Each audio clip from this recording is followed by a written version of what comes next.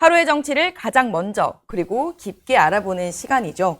오늘 지방선거가 45일도 남지 않은 날인데 정치의 속을 시원하게 풀어주실 세 분과 함께 해보겠습니다. 안녕하십니까? 안녕하십니까? 네, 안녕하세요. 제가 빠르게 소개드려 보겠습니다. 빠른 이슈 선점과 차가운 이성적 분석으로 아이스 펀치를 날리는 강찬호 중앙일보 논설위원 모셨습니다. 네, 불편해도 강찬호입니다. 안녕하세요. 정치, 외교, 안보 3종 세트를 장착한 여당의 논리종합 선물 세트 김종욱 전 민주연구원 부원장님 모셨습니다. 네, 안녕하세요. 안녕하세요. 매번 부담스럽습니다. 네, 말의 무게를 알고 기준을 지키는 소신충만 스피커 문종영 국민의힘 미디어 대변인 오셨습니다. 네, 안녕하세요. 저희 소개 어떻게 마음에 드십니까? 아, 너무 과분한 소개입니다. 감사합니다. 네, 저희 이렇게 과분하게 시작합니다. 이렇게 부담을 팍팍 드리고 정치 속을 시원하게 풀어주십사. 주말 사이 또 많은 일이 있었는데 일단 강찬호 의원님 네. 이분의 속이 궁금하시다고요? 아, 장동혁 대표? 네. 네. 오늘 새벽에 귀국하셨죠? 그렇죠. 오늘 무슨 얘기를 할지 이제 궁금합니다만, 네. 그분이 얘기하는 건 관계없이 이분이 미국에 계시는 동안에 경선이 확정된 대표적인 그렇죠. 후보들이 있죠. 네. 그 오세훈 서울시장 이제 후보, 네. 국민의힘 후보가 되었는데, 이분 일성이 이제 장동혁 프리 선거로 가겠다. 그리고 그다음에 넥타이도 파란색이 아니고 녹색을 맺버렸어요. 네. 연두색을 한마디로 하셨더라고요. 장동혁을 지우고, 그리고 이제 오세훈과 그다음에 쉽게 말하면 이제 앞으로 국민의힘을 혁신하겠다. 네. 이 메시지로 서울시장 선거를 가겠다고 아주 선언을 해버렸는데 지금 박형준 부산시장 후보 역시 네. 말은 이제 뭐 당의 방침 따른다고 하지만 사족을 항상 달아요 지금. 나중에 그 상황이 정리되는 대로 또 가겠다 이 얘기를 해요. 나중에 이제 예를 들어 북갑이라든가 이런 네. 데에서 한동훈 만약에 이제 거기서 매치가 형사되고 네. 그리고 거기에서 이제 아무도 무소속으로 나오게 될 한동훈 전 대표가 지지율이 막 오르게 된다면은 이런 것들을 다 감안을 해서 한마디로 거기도 역시 장동혁 프리로 지금 선거를 치를 가능성 이런 것들이 있기 때문에 장동혁 대표가 미국에 간 동안에 더 장동혁과 그 지금 지방선거의 제일 주역인 선수들과의 디커플은 더 심해졌다. 탈 장동혁이 더 탈 장동혁은 심해졌다. 더 확실해졌다. 그리고 그런 측면이 또 있죠. 사실 그 제일 중요한 경선 아니겠습니까? 네. 서울시장 경선이면 그 하이라이트인데 이런 경선이 결정되는 날 대표가 완전히 거기에 떨어져 있어 미국에서 그것도 더군다나 원래 일정보다 더 추가를 해서 있는 시점에 그것이 이루어졌다는 것 자체가 이게 정말 당 대표 맞아라는 얘기가 나오게 되는 것이죠. 어떤 형태로든 장동혁 대표가 이제는 네. 좀 결자 해지를 해야 된다. 저는 이렇게 좀 봅니다. 네. 연두색을 네. 낸 이유는 뭐라고 보세요? 저는 다른 색깔 중에서도 네. 연두색을 선택한 이유가 뭘까요? 이게 빨간색 계열을 지금 못 매다 보니까 네. 그 대척점은 파란색인데 네, 그렇죠. 파란색도 안 되지 멜수 않습니까? 없다 보니 그러다 보니까는 또 중간적인 색 정도가 연두색이 되지 않겠나. 하지만 이제 빨간색은 이런, 찾아볼 수 없는 빨간색을 이제 완전히 찾아볼 수 없죠. 그렇다고 이제 파란색 같냐 이제 이런 또 비난을 받으면 안 되니까. 네. 그러면 색깔이 별로 없어요. 뭐 노란색 정도가 남아 있는데 아마 노란색은 또 아마 진보 정당 쪽에서 갖고 계신 쪽도 있는 것이고. 그러다 보니까 과거에 제3당이 항상 요 초록색이나 연두색 계열을 합니다. 대표적으로 안철수의 국민의당이 그랬었죠. 아, 예, 그러니까 이제 그때 선택할 수 있는 예, 색깔이군요. 그렇게 될 때 이제 항상 하는 것이기 때문에 정말 이 국민의힘이 그 장동혁하고 이제 장동혁 대표하고 국민의힘 후보들 간에 디커플이 정말 심각하다는 게 넥타이 색깔로 단적으로 나타나죠. 네. 부원장님 어떻게 보셨습니까? 연두색 넥타이와 박미중인 대표에 대한 지적을 해주셨는데 아마 지방선거 패배하고 나면 국민의힘, 만약에요. 국민의힘이 당의 혁신을 하게 되면 색깔이 그렇게 갈 수도 있겠다라는 느낌이 들었어요. 아 당의 색깔, 향후 미래의 색 같았다. 그러니까 왜냐하면 지금 빨간색을 못 쓰니까 영남 지역 같은 경우는 하얀색으로 하고 있고 네. 서울 같은 경우 또 오세훈 후보는 독자적인 자기 색깔을 위해서 하얀 것을 하기가 좀 싫었던 느낌이 있기 때문에 네. 그러니까 오세훈식 새로운 정치. 근데 서울 여론조사가 뭐 출렁이긴 하겠습니다만 지금 여론조사가 그대로 가게 된다면 오세훈 시장이 승리하기 어려운 구조다. 그랬을 때 오세훈 시장이 앞으로 할 수 있는 정치적 행보라고 얘기하는 건 당 내의 반장동혁 세력들을 모아내서 당의 혁신과 쇄신을 통해서 본인이 또 다른 대권 후보로 자리 잡게 되는 뭐 소위 플랜 B가 전 있을 거라 생각이 들기 때문에 네. 플랜 B의 색깔을 상징할 수 있지 않을까라는 생각이 들기도 하고요. 또 하나는 오세훈 시장의 좀 곤욕스러움의 반영이라 생각이 들어요. 말씀하신 것처럼 서울시장 선거라고 하는 게 장동혁 대표가 얘기했던 바로미터가 두 개 아닙니까? 서울하고 그렇죠. 서울이랑 부산에서 부산을, 승리하겠다고 얘기했었는데 뭐 서울 같은 경우는 결정되는 상황에서 당대표가 미 국무부 차관보 만나려고 2박 3일 일정을 늘리는 형태의 접근을 한다? 비상식적이죠. 네. 본인이 선거에서 승리할 가장 중요한 바로미터인 서울시장 후보를 뽑는 자리에 본인이 없다라고 얘기하는 건 아무래도 장동혁 대표 같은 경우는 선거 승리라는 개념보다는 두 사람이 존재하는 거죠. 장동혁 대표와 오세훈 시장이라고 하는 두 사람 자체가 이후에 뭐 한동훈 전 대표는 어떻게 될지 모르겠습니다만 국민의힘 위례 권력을 다투는 문제인데 대부분은 지방선거 승리의 성과물을 가지고 미래를 다투어야 되는데 그렇지 않은 모습을 보이는 것 같아서 매우 좀 생경한 풍경을 좀 보고 있다 생각이 들긴 합니다. 부원장님 말씀대로 장동혁 대표가 인터뷰에서 이제 서울이랑 부산을 승부처로 꼽았던 적이 있는데 문정영 대변인이 보시기에는 오늘 이제 간담회가 잡혀 있긴 하잖아요. 그리고 네, 이제 네, 성과에 대한 브리핑이 있을 텐데 네. 이 두 분이 지적을 해주신 이제 승부처로 삼았던 서울시장 후보가 결정될 때 미국에 있었던 건 좀 일정상 또 늘린 일정이다 보니 좀 무리가 있지 않았나라는 지적을 해주신 것 같아요. 뭐 그 이제 그런 논평이 저도 다 뭐 맞다고 생각하는데 근데 네. 미국에 가든 안 갔든 굉장히 비판을 많이 받았을 거예요. 왜 그러냐면 지금 그 오세훈 시장도 이제 최종 후보로 당선되고 나서 하시는 말씀 들어보면 네.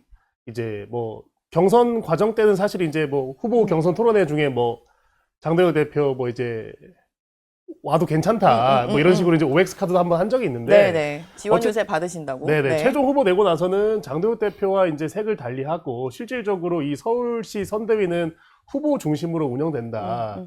뭐 여기까지는 다 괜찮은데 어떻게 네. 보면 장동혁 대표의 어떤 존재감 자체를 사실 인정 좀 안 하는 그런 취지의 발언을 하셨고 오세훈 시장뿐만 아니라 뭐 꽤 많은 지역에서는 그런 뭐 발언의 어떤 그 논조가 이어지고 있어요. 그리고 뭐 조금 더 자세히 들어가 보면 뭐 이제 예를 들면 서울시당 위원장도 사실 장동혁 대표와 굉장히 지금 사이가 안 좋고 뭐 그걸 노골적으로 드러내고 있잖아요. 그리고 그 약간 그걸 또 제공한 게 또 장동혁 대표의 어떤 그 좀 책임이 있습니다. 예. 제가 뭐 당직자로서 이렇게 얘기하면 네. 조금 뭐 논평가처럼 조금 비겁하게 들릴 수도 있겠지만 제가 봤을 때 그런 부분이 있기 때문에 네. 이런 부분이 이제 오세훈 시장 입장에서는 선거를 뛰는 선수로서 조금 명확하게 하려는 것 같아요. 그래서 이제 당선되고 나서 어떤 그 하시는 말씀 들어보면 서울시에 대한 어떤 어젠다보다는 보수 재건을 내가 하고 보수 어떤 그 부도 위기에 처한 보수를 내가 어떻게 고쳐보겠다 이런 얘기를 한 것 같고 예전에 그 2021년 때 그 오세훈 시장이 10년 동안 네. 칩거를 끝내고 당선된 그 선거에서는 뭐 첫날부터 능숙하게라는 어떤 이런 어젠다를 들고 와서 저도 그때 뭐 서울 시민이었지만 네. 그게 굉장히 좀 유효했거든요. 야, 이렇게 이런 그 서울시라는 큰 시정에 네.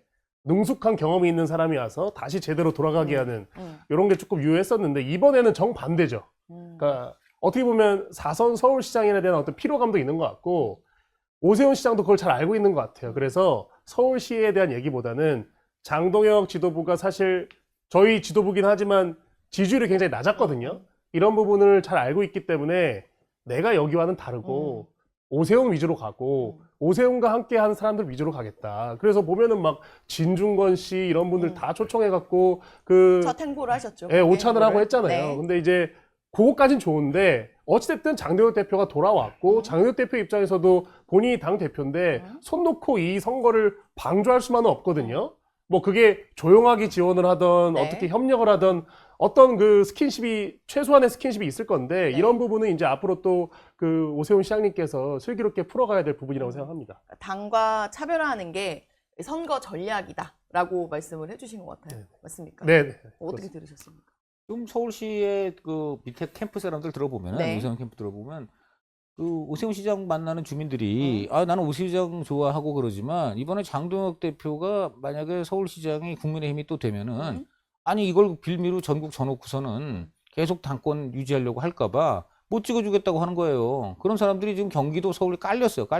이러니까 지금 경기도는 후보도 못 내는 거예요. 그나마 서울은 현역 서울시장이 있으니까 이제 나가는 거고. 네. 아니 그러니까 그 얘기들은 서울시장 후보가 어떻게 하겠습니까? 그럼 장동혁을 털어내지 않으면은 지금 자기 찍겠다는 사람이 표정이 안 나오거나 네. 아니면 홧김에 민주당을 찍어버리거나 지금 이런 사정이 생기는 거예요. 지금 이거는 서울시장 후보 입장에서는 죽는 애 사느냐의 문제입니다. 이걸 가지고 무슨 뭐 본인이 뭐 지금 지난번과는 달리 이번엔 뭐 다른 이 프레이밍을 해보겠다. 그게 아니에요.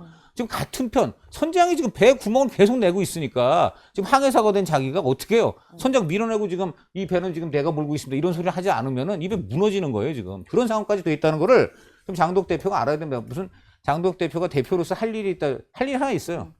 할 일이 하나 있는데 뭐냐면 지금까지 했던 그 기존 입장들 모두 잘못됐다는 거 다 인정하고 그리고 백의종군하는 겁니다. 저는 장도혁 대표가 만약에 그렇게 하면은 살 길이 있다고 봐요. 우리 국민은요 굉장히 잘못하고 막 한심하다고 비난을 해도 그분이 인정을 하고 희생을 해서 자기가 책임지고 뭔가 열어주는 그런 모습을 보이면 또 다시 거기에 우리 국민이 동정을 해줍니다. 그게 우리 국민인데 장도혁 대표가 지금은 좀 슬기로운 선택을 할 때가 맞다. 장도혁 대표의 6.29가 필요해요. 지금 4월 29일이 다가오는데 장도혁 대표가 한번 6.29를 했으면 좋겠다 생각이 듭니다. 제가 한 네. 말씀만 네. 드리면 제가 토요일에 이제 그 정원호 시장 캠프에 있는 현직 민주당 의원님이랑 원래 개인적인 친분이 있어갖고 예, 통화를 예. 잠깐 했어요. 네. 제가 그분의 이름은 밝힌 그렇지만 네. 그래서 이제 그분이 지금 정원호 시장 캠프에 있기 때문에 네. 뭐 의원님 뭐 어떻게 보시냐 그 정원호 캠프에서는 네. 그러니까 굉장히 낙관하더라고요. 음. 근데 그 이유가 뭐냐면 네. 장도혁 대표가 못해서가 아니라 전쟁이라는 이 이슈가 어찌됐든 네. 이럴 때는 이 여당, 이 민주당 이렇게 기대는 그게 있고 네.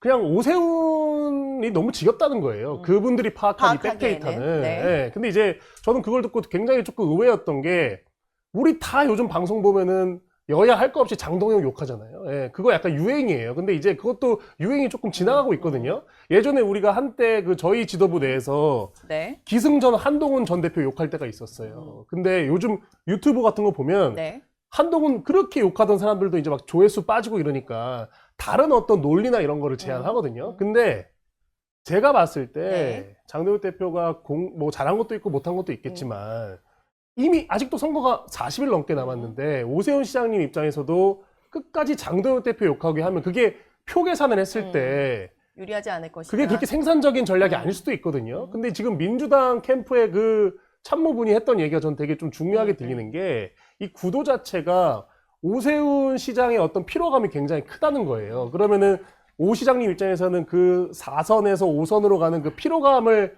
없애기 위한 전략도 필요한 것이지 네. 너무 과도하게 장도혁 대표만을 이렇게 막 욕하고 비판하고 거리두고 이런다고 해서 이 서울시장 선거를 이길 수 있겠느냐 이런 부분은 그 오 시장 근처의 참모분들이 네. 좀 잘 상황을 파악하고 전략을 짜야 된다 이렇게 이제 생각합니다. 장도혁 대표가 귀국을 했고 사실 후보들도 많이 결정이 돼서 방금 말씀하신 것처럼 이제 후보들과 관계 설정이 중요할 것 같아요. 당 대표가 어떻게 지원을 하고 또 당은 당의 역할 뭐 이렇게 투트랙으로 나눌 수도 있고 좀 그 부분에 있어서는 어떻게 해야 된다고 보시나요, 대변인? 그러니까 지금은 이제 장도혁 대표가 미국에 가서 네. 오늘 이제 브리핑하는 그 어젠다에 오늘에야 뭐 뉴스가 많이 나올 수도 네. 있을 것 같은데 장도혁 대표 입장에서 그럼 중앙선대위 구성 안 해야 될까요? 그건 아니죠. 예, 그건 있을 수가 없는 일이죠. 뭐 정치적으로는 뭐 거리를 둔다 그래서 장도혁 빠져라고 하지만 장도혁 대표 그런 생각 안 하고 있어요. 지금 본인의 어떤 전략에 따라서 또 본인과 함께하는 사람들 위주로 또 우리 당과 함께하는 현재 지도부 사람들 위주로 네. 선대위를 구성해서 곧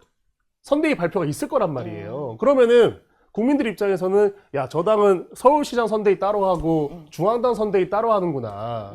그럼 두 지도부랑 서울시장 선거 둘 다한테 안 좋은 거거든요. 다 좋지 않을 것이다. 당과 후보에게. 그렇죠. 그래서 저는 이런 것도 있습니다. 미국에 이번에 가서 장도혁 대표가 뭐 외교, 안보, 국방에 방점을 찍어서 간다고는 했지만 말은 못해도 내가 요 시끄러운 시기에서 한 발자국 빠져주는 게 좋을 거라는 판단이 분명히 있었을 거예요. 장도혁 대표가 그 정도 판단 못 하시는 분이 아니거든요. 그래서 저는 그런 식으로 이제 한 발씩, 두 발씩 빠져주는 행보는 있겠지만 전면적으로 장도혁 대표가 이번 선거에서 빠지고 각계 전투식으로 뭐 조금 얼굴이 알려지지 뭐 오세훈 시장, 박형준 시장 이런 분들 위주로 선거를 치른다는 건 네. 사실 힘들죠. 그렇게 될 수는 없고 나름의 지금 전략을 짜고 있습니다. 지금 근데 알겠습니다. 선대위 참여, 뭐 선대위를 발족시키고 이전에 당장 지금 대표로서 할 것들이 있어요. 대표적으로 지금 텃밭 대구에서 네. 저렇게 난리가 나 있잖아요. 그 단일화 문제 이런 거에 대해서 지금 대표가 무슨 역할을 하고 있나요? 오히려 지금 들어보면 이진숙 전 방통위원장의 경우는 딴 게 아니고 장동혁 대표에 단단히 화가 나가지고 끝까지 가겠다는 얘기를 많이 하고 있어요. 뭔가 소통이 잘 안 되는 소통이 안 건가요? 되는 거예요. 그러니까 자신이 과거에 느닷없이 이정현 위원장이 잘라낼 때부터 이후에 다시 이정현 위원장이 또 그래도 되치기로 날라가고 이럴 때 다 전화했는데 전화 한 번도 받지도 않고 콜백도 없고, 그러니까 중요한 시점마다 논의를 회피하더니 막판에는 미국 가기 전에 한번 만나갖고 하는 얘기가 국회에서 한번 이럴 수 있게 해드리겠다는데, 맞아요. 방미 전에 그런 굉장히 만났다고 근데 했죠. 추상적으로 얘기했을 뿐 구체적으로 이번에 보궐선거가 나면 어떻게 하겠다 이런 말도 없고 한데, 이래놓고선 띡 미국 가버리고, 그래서 이러니까 미진숙 위원장은 정말 이거 믿을 수가 없다 해서 이렇게 된. 그러니까 저는 지금 무슨 선대비 발족 이런 게 아니라 대표에서 지금 할 건 뭐예요? 공천을 잘 매듭 정리해야 지어야죠. 된다? 근데 공천부터 지금 계속 삐걱대고 있습니다. 네. 자연스럽게 대구로 넘어왔습니다. 원장님. 대구의 속이 궁금하셨는데 실제로 지금 이제 본경선을 하고 있어요. 그 대구 후보를 결정하는, 그래서 추경호 의원, 유영아 의원이 대결을 하면서 토론에서 모두 다 단일화는 없다라고 이야기를 했더라고요. 어떻게 들으셨어요? 대구의 속을 제가 어떻게 알겠습니까? 네, 저도 잘 모릅니다. 제가 아는 네. 대구의 속은 내장과 살, 뼈로 구성이 네. 되어 있는 것 같은데, 일단 기본적으로 대구 문제와 관련해서는 저는 적어도 국민의힘이 무능한 정당이라고 하는 이미지가 바뀐 것 같다라는 생각을 해요. 이제 문제는 공천과 관련한 그렇죠. 여론조사 논란들이 1, 2위를 컷오프 시키면 명분이 명확해야 돼요. 근데 명분이 명확하지 않았습니다. 더 큰 일을 시키겠다. 더 큰 일을 그렇죠. 하게 하겠다. 그러니까 그게 큰 뭐야? 역할을 해달라. 그러니까 국회의장은 주저앉히고 네. 이진숙 전 위원장한테는 야 국회의원 가시오라고 음, 얘기했는데 여기에 대해서 그 말도 신뢰를 못하는 그렇죠. 상황이지 않습니까? 네. 이제 그러고 난 다음에 또 무슨 얘기가 나오느냐? 야, 이쪽에 후보가 뽑히면 이진숙 위원장과 단일화를 하자 이런 얘기가 나온다는 말이에요. 이게 지금 부산하고 유사한 겁니다. 그러니까 부산과 대구는 국민의힘의 무능을 상징하는 형태가 됐다. 부산은 뭐라 그러느냐? 한동훈 나오니까 공천하지 맙시다라는 얘기가 나오는 상황이에요. 그러니까 이게 어떤 구조인지에 대해서 유권자를 설명할 수 있어야 되는데 지금 상황은 설명할 수 없는 구조가 되고 있다라는 것 하나. 근데 네. 이 무능정당 이미지만 되면, 무능정당 이미지가 정리만 되면 돼요. 어떤 형태든지. 근데 문제는 보궐이 끼어 있습니다, 여기에. 근데 내란과도 절연하지 못하는 정당에다가 윤 어게인이 득세하는 정당이라는 이미지가 여기에 결부될 가능성이 높아요. 특히 그 부여 공주 청양 같은 경우도 정진석 전 비서실장 얘기가 나오는 상황이고, 하남갑 같은 경우도 이용 전 의원이 얘기가 나오고, 충북도 좀 어떻게 될지 모르는 상황이죠. 윤갑근 변호사가 나오는 상황이면 내란 청산 불가능한 정당, 윤 어게인 득세하는 정당, 거기다가 예를 들어 무능한 정당이라고 하는 세 가지 이미지가 결합이 됐을 때 국민의힘을 지지했던 분들 또는 보수를 지지하는 분들, 견제가 필요하다고 생각하시는 분들이 투표장에 나올 수 있는 동력이 생길 수 있을 것인가라고 하는 측면에서 대구는 제가 볼 때 현장 캠프 이런 분들 얘기 들어보면 아주 긍정적으로 순항 중이에요. 그래요? 네, 민주당의 긍정적. 민주당이에요. 그러니까 김부겸 전 예, 예. 총리 측의 근데 이야기를 이제 말씀하시는 문제는 거죠? 태풍이 한번 올 거라는 거죠. 제일 두려워하는 건. 태풍은 한번 온다. 여름이 되면 태풍은 한번 오니까 대구는 태풍이 한번 올 거다. 어떤 태풍일까요? 근데 이 태풍은 무조건 오는데 네, 뭐 무조건 보수의 오는데. 결집이겠죠. 네, 근데 이제 보수의 결집을 그 부르는. 태풍의 강도가 얼마나 셀 것인가에 대한 고민. 그러니까 너무 순항하면 네, 여름에 너무 뜨거워지면 태풍의 강도는 세질 수밖에 없는 그렇죠. 거잖아요. 그러니까 더 커지겠죠. 그 정도 상당히 큰 고민을 하고 있는 상황이어서 저는 지금 제가 말씀드렸던 이유는 뭐냐면 그렇게 고민하고 있습니다만 국민의힘이 이렇게 하시면 제가 볼 때는 태풍을 그렇게까지 걱정을 해야 되는가라고 하는 생각이 들기 때문에 제가 그렇다고 해서 국민의힘 보고 분발하라는 말씀을 드리기도 좀 응원을 애매한 해주시는. 측면이 있고 네.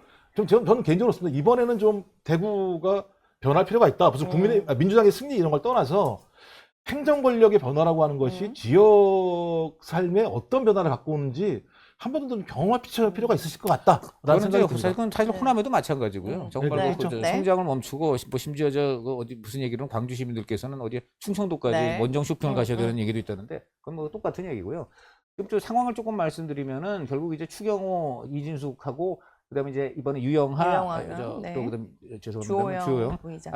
유영하 추경호. 이번에 추경호. 예. 두 분이 이 두 지금 분 중에 최종 승자하고 경선 단일화 중이죠? 문제인데 지금 추경호 의원이 선두를 달리고 있는 것으로 알려져 있는데 이분들 주장이 뭘로 지금 바뀌었냐면은 네. 주영호 의원 보고 탈당을 한 뒤에 단일화 논의를 하려고 하면 그렇게 해라. 지금 이렇게 했다는 거예요. 원래는 그렇지. 근데 지금 주호영 의원은 그건 말도 안 되는 네. 얘기고요.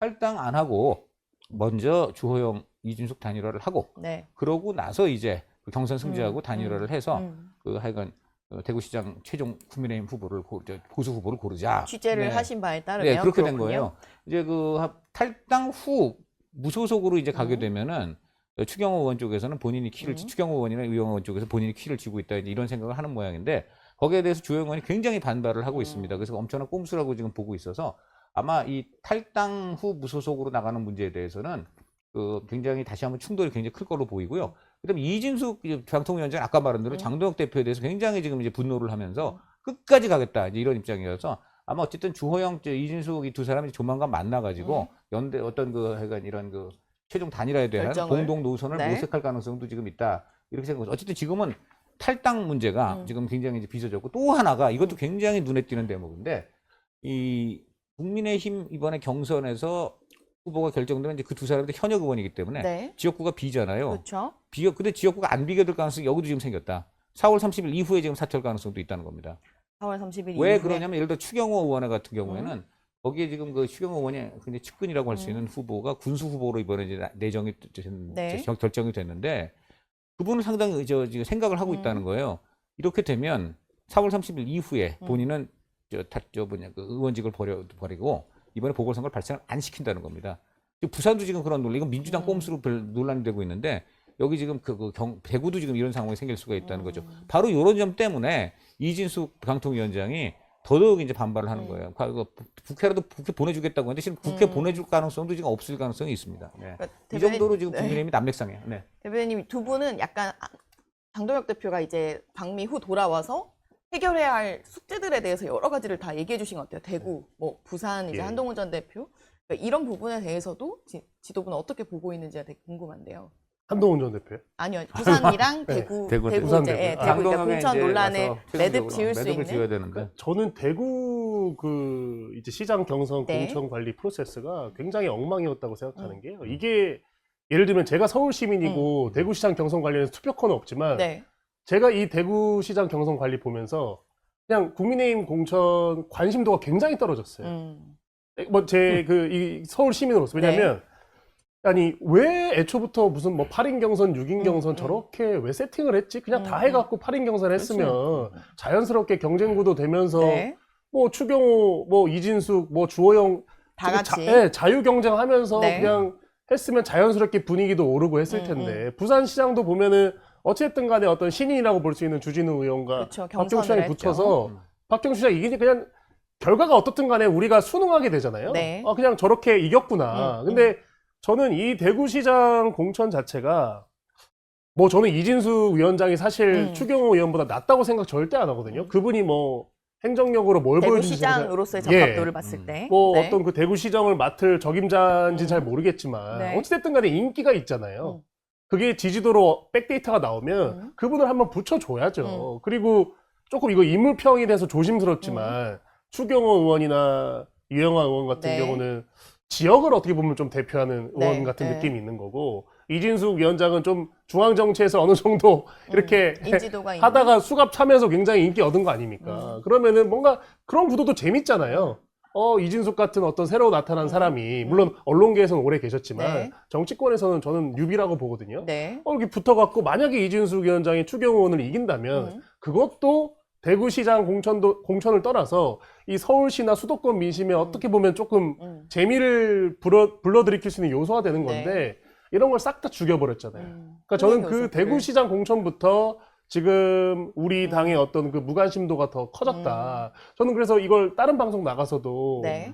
굉장히 좀 얘기를 많이 했어요. 그래서 막 이 얘기를 하니까 제 개인 그 유튜버 그때부터 이게 되게 좀 구독자가 떨어져 나갔거든요. 그러니까 그거보다 위에서 경고하고 지금 자르겠다고 안 그럽니까? 결과로 굉장히 숫자로 중요한 바로 얘기죠. 보셨군요. 그런 건 아닌데 저는 네. 그래서 이 이정현 위원장의 물론 공동 책임도 있겠지만 이거는 네. 그냥 저희 모든 당의 지도부 책임이라고 보는 게 대구시장 공천이 그래도 뭐 매일 보수의 뭐 심장이다 뭐 이런 얘기 하면서 방송에 그렇죠. 매일 그렇게 얘기하는데 보수의 심장을 엉망으로 만들어 버리니까 다른 지역의 공천이 제대로 되겠느냐. 저는 이렇게 조금 파생되는 부분이 있다고 봅니다. 알겠습니다. 그러니까 제가 볼 때 문 대변인 같은 분이 많이 계셔야지 네. 국민의힘이 지방선거를 그나마 제가 볼 때 할 수 있다고 생각이 들어요. 이런 시각들을 좀 당에 전달을 하고 일단 민주당 얘기까지 마무리를 해야 돼서 문 대변인님 정청래 민주당 대표의 속이 궁금하시다고. 근데 왜 너무 남의 속을 갖다 알라고 네? 그러세요? 저희는 속을 풀어주는 거여서 좀 어떤 속을 알아볼까요? 아, 뭐 속이요. 친청이시네. 네. 그러니까 남의 속 방어 들어가시는 거 친청이셔. 네. 아니, 정청래 대표 속 궁금해하지 아니 그게 말까? 아니라 다른 당의 속을 아. 알려고 하시니까 제가 그 얘기 말씀드리는 상대의 속을 항상 궁금해하셔서 지금 주말 사이에 예, 예.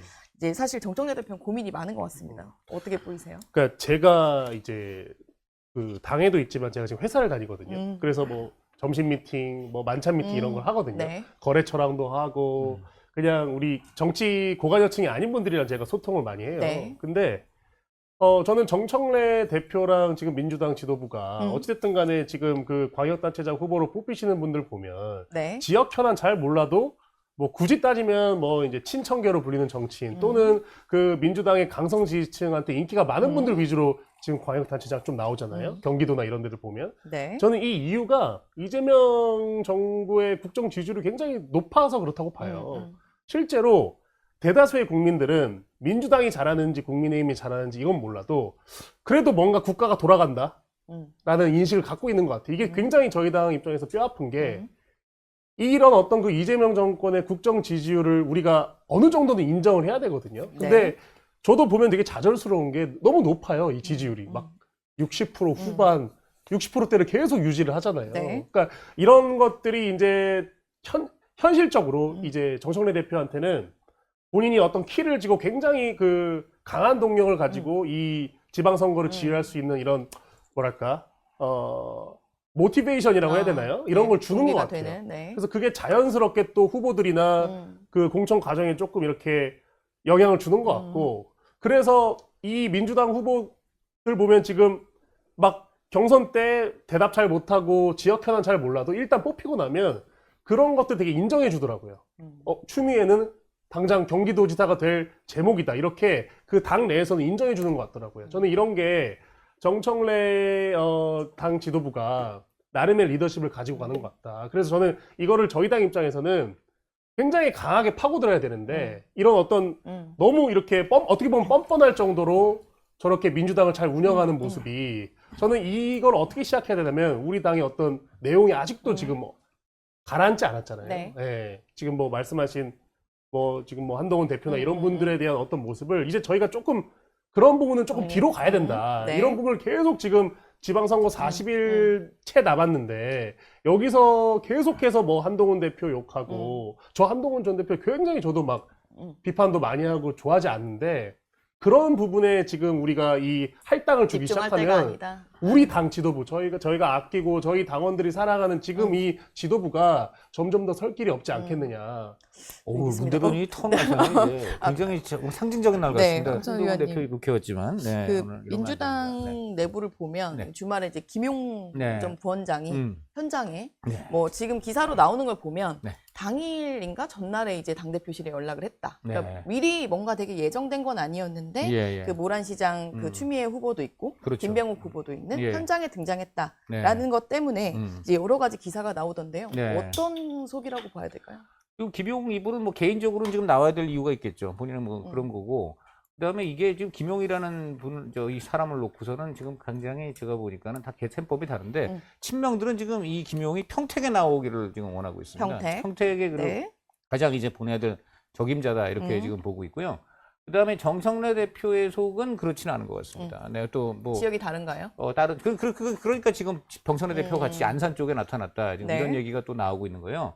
왜 그러냐면 바로 조국 대표 때문인데 조국 대표가 평택으로 나가는 순간부터 이게 쉽게 말하면 지금 정청래 대표가 무공천은 못 하겠고 약체 후보를 내 가지고 결국은 조국하고 단일화 시켜주는 거 아니냐라는 게 지금 친명들의 아주 지금 그 의심스러운 눈초리입니다. 어떻게 할지 보고 있다는 네, 거죠. 그런 거예요. 조국 이분 그리고 또 이분이 지금 굉장히 좀 눈에 띄는 발언을 하셨는데 그 민주당 사람들이 날 찾아와가지고 부산 나가지 말아달라 하길래 내가 저 용단을 내렸다 이런 소리를 했잖아요. 이것도 되게 이상한 얘기죠. 논리도 희한해. 거기에 전재수 박형준 구도로 치러줘야 되는데 조국 대표님 나가시면은 조국 대 한동훈이 돼가지고 이게 뭐 우리 잘못하면은 이게 뭐 박형준이 어부지였는다 이런 소리를 하는데 조국이 그 얘기를 듣고서는 아니 나도 그 얘기 들어보니까 박형준이 되는 건 막아야 되기 때문에 내가 민주당 내에서 용단 내려줄 때 이러는데 네. 아니 원래는 정상적으로는 한동훈 지금 뭐라 그래요? 내가 나가면 동남풍 불어갖고 박형준 된다 그러잖아요. 조국도 내가 나가면 그거 그 전재수한테 훨씬 유리해진다. 이게 정답이죠. 근데 어떻게 이런 소리를 합니까? 이거부터가 말이 안 되는데 어쨌든 이런 소리를 해요. 그 자기가 나가면 쉽게 말하면 전재수한테 마이너스 되는 걸 자기가 인정하는 거잖아요. 어쨌든 이런 소리를 하면서 그걸 언론에 흘리고 그러고 평택 갔습니다. 평택을 이건 무슨 갔죠. 얘기입니까? 나 부산 양보했으니까 평택은 민주당이 양보해라. 이런 얘기로밖에 안 들리는 거예요. 그리고 지금 또 하나 재미있는 거는 거기 지금 국민의힘의 유이동 당협위원장이 있는데 네. 올해 이분 거기 삼선하고 그야말로 평택 오래 관리해왔죠. 네. 이분이 저한테 직접 물어보는 게 이병진 의원 민주당 의원이 날아간 다음에 당연히 민주당 이제 예비 후보들이 내가 되겠다 보궐선거 나가겠다 움직여야 되는데 아무도 안 보인대요. 아무도 안 보여. 이게 굉장히 특이한 겁니다. 그러니까 지금 여러 가지로 친명들이 볼 때는 한마디로 이 조국 이분한테 뭔가 꼭 이 기회를 주려는 거 아니냐라는 이제 의심이고 그러다 보니까 대통령 최측근 김용 이제 이분이 후보로 나오게 되면 이건 단일화가 어렵죠. 그거는 마치 하정우 수석이 국감에 나가면 단일화가 어려워진 것 끝까지 조국 후보가 거기에 나오더라도 들어갈 기회가 네. 없다. 그래서 판단해서 갔다는 게 정설이거든요. 그래서 그런 것들이 지금 다 연결되어 있는 것 같습니다. 정청래 대표의 고민을 많이 짚어주신 것 같은데 부원장님 마무리를 해주신다면. 예, 저는 되게 좀 중대 난관이라고 생각해요. 민주당에게 보궐선거 공천 문제 같은 경우는 되게 중대한 난관일 거고 상당히 복잡한 방정식이어서 풀기가 어려울 거다. 그러니까 하나는 이제 일단 민주당 규책 사유가 있는 지역이 꽤 있고 두 번째로는 말씀하신 것처럼 당 내부에서 여러 가지 논란들이 많다 보니까 사퇴 논란 같은 게 막 나오는 겁니다. 제가 이제 전재수 시장 같은 경우는 제가 2년 대학 후배이기도 한데 네.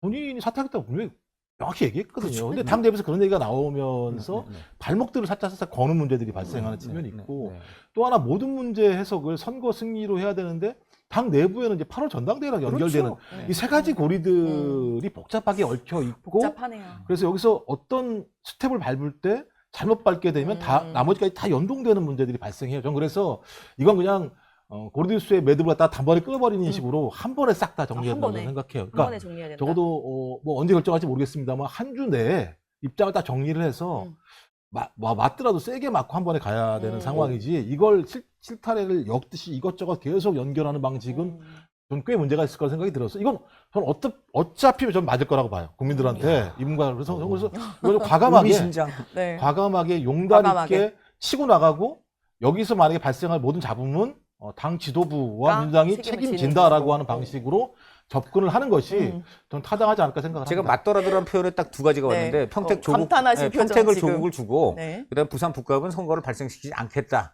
혹시 이건 아닌지 아닙니다. 아닙니까? 이거 두 개만 안 하시면 네. 제가 얘기는 제가 보니까 두 개 같은데. 적어도 지금 선거는 네. 상식적인 선거입니다. 적어도 네. 민주당이 내란을 진압해서 네. 민주주의를 완성하겠다는 지방선거에서 네. 꼼수를 쓰는 방식을 통해서 뭔가 판을 바꿔보겠다는 생각을 가지면 저라도 비판할 겁니다. 아유, 민주당에 그러니까 대해서. 제가 상식적인 정말, 결단을 너무 내려야 된다. 멋지십니다. 라고 멋지세요. 말씀하셨습니다. 멋지십니다. 네, 오늘 그건 아니고 근데 그러더라도 그렇게 해야 한다라고 하신 거고. 맞더라도라는 표현이 너무 와닿아서. 네, 그렇게 해야 한다라고 말씀하신 거니까요. 네, 오늘 정치 속풀이 여기까지 하겠습니다. 세 분 감사합니다. 고맙습니다.